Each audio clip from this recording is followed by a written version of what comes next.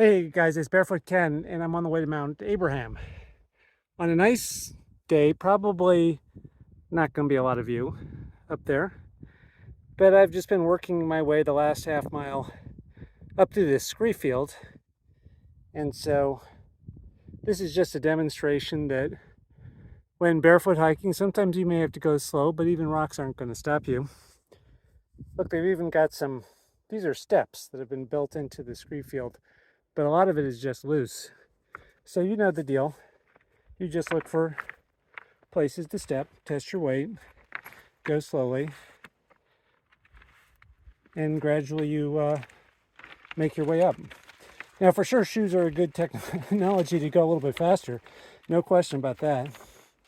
But this is fun as long as you're not in a rush. And by the way, the 3 miles of trail getting to the base of this scree field were pretty nice. Dirt, a bunch of rocks and roots, but mostly soft boreal dirt. So I'm following those cairns almost to the top. See, nice big flat spots, although you have to be careful in scree fields, things tilt. So every time you step, you're saying, well, that could tilt, and which way would it tilt? See, that's tilting, but that's not going to be a problem. Flat spot. Look for flat spots to step, and just make your way gradually up through this kind of scree field. It doesn't last forever. If it did, it might not be a great place, but in the Sierra, when I did the John Muir Trail, there are large stretches of cobble up and over and through some of the mountain passes. So it was just slow. And then I was rewarded with the nice sandy trails in the valleys. Okay, hope you have a chance to get out there and try some of this. Hey, it's Barefoot Ken. I made it to the top of Mount Abraham, and now I'm coming down. And by the way, the mist is starting to lift, so we've got some cool views, which this was all just socked in when I was coming up. I wanted to talk a little bit about going down now. This is the same scree field. Now we're going down, and one of the benefits, in my opinion, of barefoot hiking is that it teaches agility and balance and posture. And nothing teaches that better than going down a rocky trail like this. So the basic exercise is what's called, I guess, a step down, right? And you just lower yourself using one leg until you carefully touch the ground.